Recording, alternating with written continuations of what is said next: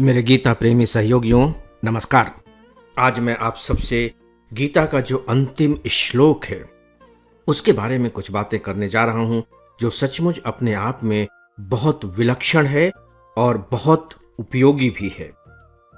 आप जानते हैं कि शुरू में, यानी कि जहां से गीता शुरू होती है, धृतराष्ट्र संजय से कहते हैं कि धर्म क्षेत्र और कुरुक्षेत्र में दोनों पक्ष के लोग इकट्ठे हुए हैं, मेरे पुत्र और पांडवों के पुत्र, उनके बीच क्या हो रहा है तुम मुझे बताओ। धृतराष्ट्र जानना चाहते हैं। संजय एक प्रकार से यहां रिपोर्टर की भूमिका में है और संजय को व्यास जी ने एक दिव्य दृष्टि दी थी और उस दिव्य दृष्टि के कारण संजय महल में बैठे बैठे ही कुरुक्षेत्र की घटनाओं को देख सकते थे, सुन सकते थे, और जैसा वो देख रहे हैं, सुन रहे हैं, वैसा ही वो धृतराष्ट्र को बताते चले जा रहे हैं। ठीक है, सब कुछ खत्म हो गया। गीता की मैं बात कर रहा हूं, मैं युद्ध की बात नहीं कर रहा हूं। जब गीता समाप्त होती है, बात खत्म हो गई, लेकिन उसका जो अंतिम श्लोक है, अब आप देखिए कि वह श्लोक संजय धृतराष्ट्र को अपनी तरफ से कह रहे। उसका सच पूछे तो आंखों देखा हाल से कोई मतलब ही नहीं है, वो आंखों देखा हाल नहीं है, वह मूलतः संजय का अपना मत है। और कल्पना करके देखिए कि जो संजय का मत है वो किस तरह का मत है। मतलब उस अंतिम श्लोक में संजय धृतराष्ट्र से कहते हैं, या यूं कह लीजिए कि भविष्यवाणी कर देते हैं कि इस युद्ध में पांडवों की जीत होगी। आप कल्पना कर सकते हैं, कोई ऐसा कर सकता है? धृतराष्ट्र ने संजय से यह तो नहीं कहा था कि तुम मुझे इसका नतीजा बताओ कि क्या होने वाला है, तुमको क्या लगता है। धृतराष्ट्र ने ऐसा कुछ भी नहीं कहा था। और फिर संजय की हिम्मत देखिए। संजय थे क्या? धृतराष्ट्र के एडवाइजर, एक सलाहकार थे और सारथी थे, बस इतना ही। इसके बावजूद संजय की इतनी हिम्मत कैसे पड़ी कि वे युद्ध पर अपना मत दे दें कि नहीं, इसमें पांडवों की जीत होगी। देखिए अंतिम श्लोक क्या है। यह बहुत ही गहन विचार की मांग करता है और हम सबके जीवन के बहुत सारी समस्याओं और बहुत सारी उलझनों से हमको ये मुक्त करा सकता है, अगर हम इसको सही तरीके से आत्मसात कर पाए तो। अंतिम श्लोक, 18वां अध्याय का अंतिम श्लोक, श्लोक नंबर 78। संजय कह रहे हैं, यत्र योगेश्वरः कृष्णा। हे महाराज धृतराष्ट्र, जहां योगेश्वर कृष्ण है, ध्यान दीजिएगा, वो केवल कृष्ण की बात नहीं कर रहे हैं, योगेश्वर कृष्ण है।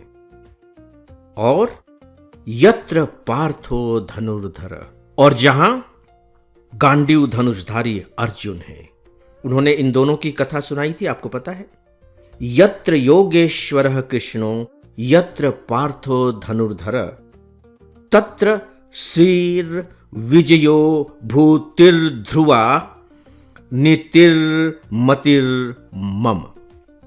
इसका अर्थ है, हिंदी में अनुवाद है कि जहां योगेश्वर कृष्ण है और जहां गांडीव धनुषधारी अर्जुन है और युद्ध में दोनों हैं, वहां निश्चित रूप से इसके बारे में कोई संदेह नहीं किया जाना चाहिए कि वहां श्री है। श्री यानी कि ऐश्वर्य, संपत्ति, वहां श्री है, वहां विजय है। अब आप देखिए कि क्या करें, वहां विजय है।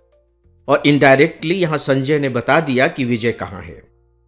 विजय वहां है जहां कृष्ण है और अर्जुन है। कृष्ण और अर्जुन किसके पक्ष में है?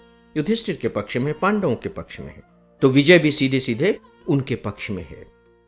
जहां ये दोनों हैं वहां श्री है, वहां विजय है, वहां विलक्षण शक्ति है और अचल नीति भी है। ऐसा मेरा मत है और इसके साथ ही गीता संपन्न हो जाती है। आप देख रहे हैं यहां संजय की हिम्मत, अपना मत दे रहे हैं, और वह भी जो धृतराष्ट्र चाह रहे हैं उसके विरोध में मत दे रहे हैं। धृतराष्ट्र क्या चाह रहे होंगे कि ठीक है सत्य की जीत हो? ऐसा तो नहीं चाह रहे हैं, क्योंकि धृतराष्ट्र शुरू में ही जो संजय से कहते हैं, माम का पांडवाश्च, माम का पांडवाश्च, मेरे पुत्र और पांडव के पुत्र, मेरे शब्द का इस्तेमाल किया है। वहां कौरव और पांडव शब्द का इस्तेमाल नहीं किया है। मेरे पुत्र और पांडवों के पुत्र के बीच में जो युद्ध होने जा रहा है उसके बारे में तुम मुझे बताओ। माम का, यानी कि उसके मन में अपने पुत्र के प्रति मोह का भाव है और पूरे महाभारत में हम देखते हैं कि वह भाव बहुत ही जबरदस्त है। सामान्यतया ऐसा होता भी है कि पिता का, माता का अपने बच्चों के प्रति मोह होगा ही होगा, और जब निर्णय लेने की नौबत आएगी कि दोनों में से वे किसका पक्ष लें, तो आमतौर पर कोई भी माता और पिता, आमतौर पर अधिकांश माता और पिता स्वाभाविक रूप से अपने पुत्र और पुत्रियों का ही पक्ष लेते हैं। तो यहां भी धृतराष्ट्र को हम उसी भूमिका में पाते हैं, जबकि सही मायने में धृतराष्ट्र एक शासक थे, राजा थे। उन्हें तटस्थ रहना चाहिए था, लेकिन क्या तटस्थ रहना इतना आसान है? दोस्तों, यहां अब हम इसे थोड़ा सा अलग होकर के देखने की कोशिश करते हैं। अलग होकर के देखने की कोशिश। आपसे यदि मैं ये छोटा सा प्रश्न करूं कि जब युद्ध की शुरुआत हुई थी तब क्या लग रहा था, जीत किसकी होगी? अब चूंकि देखिए, अब हम लोग तो जानते हैं कि उसमें पांडवों की जीत हुई, तो हम कह सकते हैं कि नहीं, हमें तो लग ही रहा था कि पांडवों की जीत होगी क्योंकि उनकी तरफ कृष्ण है। अब हम कह सकते हैं, लेकिन शुरू में ऐसा किसी को भी नहीं लग रहा था, किसी को भी नहीं लग रहा था, क्योंकि जो सैन्य बल थी वो कौरवों के पास बहुत ज्यादा थी। कौरवों के पास 11 अक्षौहिणी सेनाएं थी, पांडवों के पास सिर्फ 7। कौरवों के पास कई महारथी थे, भीष्म पितामह, द्रोणाचार्य, कर्ण, अश्वत्थामा। ये छोटे मोटे नाम नहीं हैं, ये बहुत बड़े नाम हैं। और जब आप पांडवों की तरफ से विचार करते हैं तो वहां आपको कौन दिखाई देता है? एकमात्र अर्जुन। वैसे अगर आप थोड़ा सा भी विचार करें तो राजा कौन थे? युधिष्ठिर। युद्ध के नियम के अनुसार यदि युधिष्ठिर को कौरव बंदी बना लेते किसी भी स्थिति में, तो पांडव की तुरंत पराजय हो जाती, पांडव हार जाते, बात खत्म हो जाती। इसका मतलब है कि युधिष्ठिर की रक्षा करना पूरे पांडवों दल का प्रधान उद्देश्य रहा होगा। लेकिन मजेदार बात यह है कि कृष्ण किसके सारथी हैं? मुझे लगता है कि कृष्ण को तो युधिष्ठिर का सारथी होना चाहिए था, क्योंकि युधिष्ठिर को बचाना है। लेकिन कृष्ण किसके सारथी है और कृष्ण किसको बचाने में लगे हुए हैं? अर्जुन को बचाने में लगे हुए हैं। इसका मतलब यह हुआ कि पांडवों के दल में जो सबसे बड़े महारथी थे वो अर्जुन थे। ठीक है, भीम वगैरह भी थे, लेकिन उनके पास वो गैलेक्सी नहीं थी, आकाश गंगा नहीं थी, भीष्म पितामह और कर्ण और द्रोणाचार्य की तरह। तो जीत निश्चित थी कौरवों की, लेकिन जीत पांडवों की होती है। तो अब मेरा एक छोटा सा प्रश्न है कि भाई, इसके बावजूद पांडवों की जीत क्यों हुई? इसका उत्तर आपको मिलेगा कृष्ण के कारण। यानी कि पूरे के पूरे महाभारत युद्ध का जो नायक रहा है वो कृष्ण रहा है। युद्ध के बाद भी वहां के जो लोग थे और जो सेनापति थे और जो सैनिक थे वो इस बात को स्वीकार करते हैं, ये जो युद्ध है, इस युद्ध का जो नायक था वो इनफैक्ट कृष्ण था।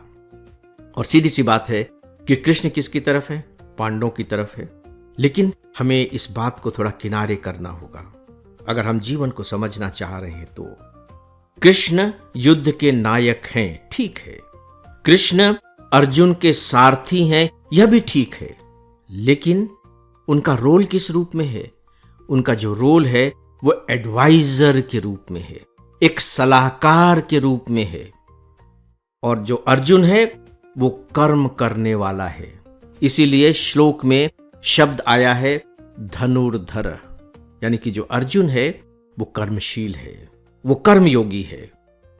और कृष्ण ज्ञान योगी हैं, वो ज्ञान देते हैं, वो एडवाइस देते हैं। और जहां ज्ञान और कर्म इन दोनों का मेल हो जाएगा, वहां निश्चित रूप से, इसमें कोई संदेह नहीं होना चाहिए कि वहां ऐश्वर्य होगा, वहां विजय होगी, वहां विलक्षण शक्ति होगी। और फिर नीति भी वहां की जो होगी वो अचल होगी। वो ऐसा नहीं कि थाली के बैंगन बने हुए हैं, कभी इधर डोल रहे हैं कभी उधर डोल रहे हैं, नहीं, उनकी जो पॉलिसी होगी वो बिल्कुल अटल होगी, वो निश्चित होगी। जरूरत ही नहीं पड़ेगी आपको इधर उधर विचलित होने की, क्योंकि आपके पास इतना सही कृष्ण जैसा एडवाइजर है, जिसके पास अनुभव है। कृष्ण ऐसे वैसे एडवाइजर नहीं है, 16 विद्याओं और 64 कलाओं में पारंगत हैं। और ये जो कलाएं और विद्या इन्होंने जो सीखी हैं वो केवल स्कूल में ही नहीं सीखी, आश्रम में ही नहीं सीखी हैं, जीवन से सीखी हैं। अनुभव संपन्न कृष्ण हैं। इसीलिए यहां कृष्ण के पहले जोड़ा गया है योगेश्वर कृष्ण। वो जब भी एडवाइस देते हैं या कोई निर्णय लेते हैं तो भ्रम में नहीं रहते हैं, बिल्कुल योग की मुद्रा में रहते हैं, अटल रहते हैं। वो जो भी बात कहते हैं पूरे कन्विक्शन के साथ कहते हैं, पूरे आत्मविश्वास के साथ कहते हैं। उनके मस्तिष्क में अपनी नीतियों और नियमों को लेकर के बिल्कुल स्पष्टता है, क्योंकि उनके पास जीवन के बहुत गहन अनुभव हैं। तो ये हैं कृष्ण ज्ञान योगी के रूप में और अर्जुन कर्म योगी के रूप में। और इससे पहले अर्जुन ये कह ही चुका है कि मैं आपको समर्पित होता हूं, आप जो कहेंगे मैं वैसा ही करूंगा। तो यहां आ गया भक्ति योग। वाह क्या बात है। तो दोस्तों सच पूछिए, ये जो अंतिम श्लोक है ये केवल गीता का ही निचोड़ नहीं है, बल्कि इनफैक्ट पूरे के पूरे महाभारत का निचोड़ है। हम लोग इस पर आगे भी अभी बातें करेंगे। फिलहाल मैं अपनी बात को यहीं समाप्त करता हूं। नमस्कार।